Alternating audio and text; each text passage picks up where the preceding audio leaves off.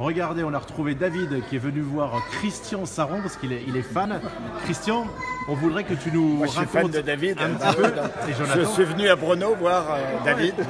Et tu viens depuis 42 ans. Comment c'était il y a 42 ans la première fois que tu es venu? L'ambiance ici en République tchèque. Alors déjà, on n'était pas dans cet hôtel. Il y avait un seul hôtel international. On était, je le rappelle, sous régime communiste. Donc l'entrée, il fallait avoir des visas en bonne et due forme. On était fouillés, observés par la Stasi. Il y avait quand même une ambiance particulière.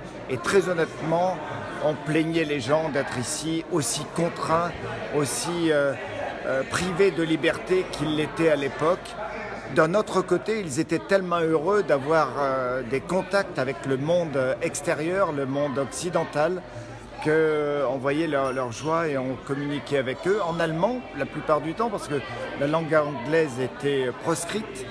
C'était la langue des Américains, des impérialistes. Donc voilà, donc il y avait ce genre d'ambiance. Le circuit, j'en parle pas, c'était énorme. Si.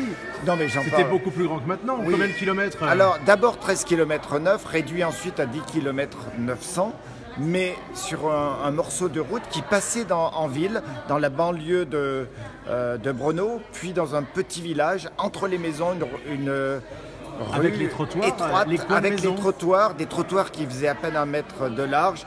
On savait que si on chutait là, en s'accrochant, problème mécanique ou quoi que ce soit, on était mort obligatoirement entre les murs qui étaient au bord, les coins de murs, les trottoirs.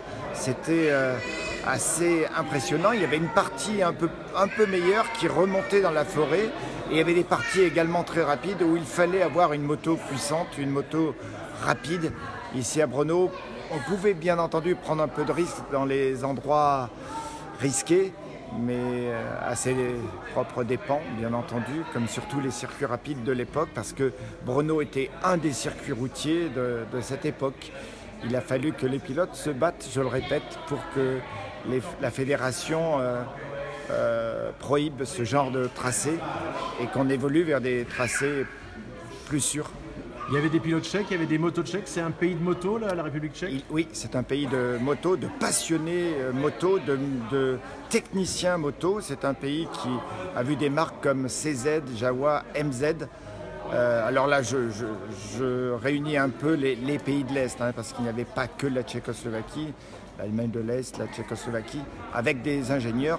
D'ailleurs, MZ a inspiré tous les Japonais pour le moteur de temps. Les premiers moteurs avancés avec les multitransferts venaient des ingénieurs des pays de l'Est, avec par exemple la marque MZ qui à une époque a dominé les Grands Prix.